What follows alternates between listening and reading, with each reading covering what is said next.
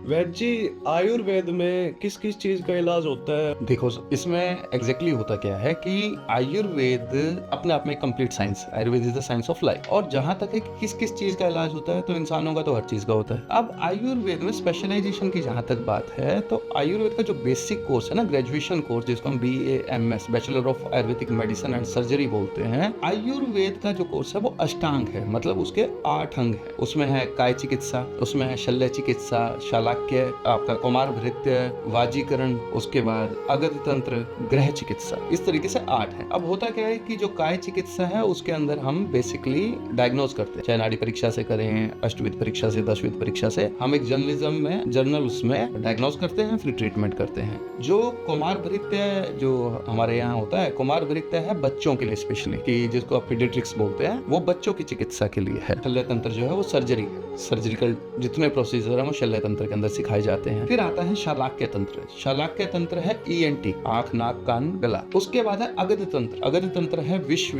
विद्या, मतलब टॉक्सिकोलॉजी, जिसको हम अंग्रेजी में बोलते हैं। किसी ने पॉइजन इनटेक कर लिया, उसके ट्रीटमेंट क्या होगा, सांप ने काट लिया, उस सब का चिकित्सा। उसके बाद है रसायन तंत्र। रसायन तंत्र बेसिकली आपको ना जीवन बड़ा करने के लिए, लॉन्गेविटी, उसके लिए एक चिकित्सा है। वो आपको समझाता है कि आप अपने जीवन को पॉजिटिव, फुल ऑफ एनर्जी कैसे रख सकते हैं। उसके बाद आता है हमारा वाजीकरण। वाजीकरण होता है जो मेल या फीमेल दोनों के लिए सेक्सुअल लाइफ को अच्छा करने के लिए, कि उनकी सेक्सुअल लाइफ, उनके रिप्रोडक्टिव ऑर्गन्स अच्छे रहे, उसके लिए वाजीकरण चिकित्सा होती है। फिर एक चिकित्सा होती है जिसको अब हम बोलते हैं ग्रह चिकित्सा, कि आपके जो 9 ग्रह हैं जो आपकी कुंडली में बैठे हैं, उनकी चिकित्सा। पहले इसी को कोर्स में जो इसका नाम आता था वो आता था भूत विद्या, क्योंकि जो आपकी एनर्जी जिसको आप कहते हैं ना, वो भी आयुर्वेद का पार्ट है, कि पॉजिटिव एनर्जी, नेगेटिव एनर्जी, आपकी ग्रह, ये एक वैद्य का ही काम है। इसलिए मैं कई बार जिक्र करता हूँ कि astrology is a part of Ayurveda, numerology is a part of Ayurveda, Vastushastra is a part of Ayurveda. तो आयुर्वेद के ही ये सब पार्ट है, और ये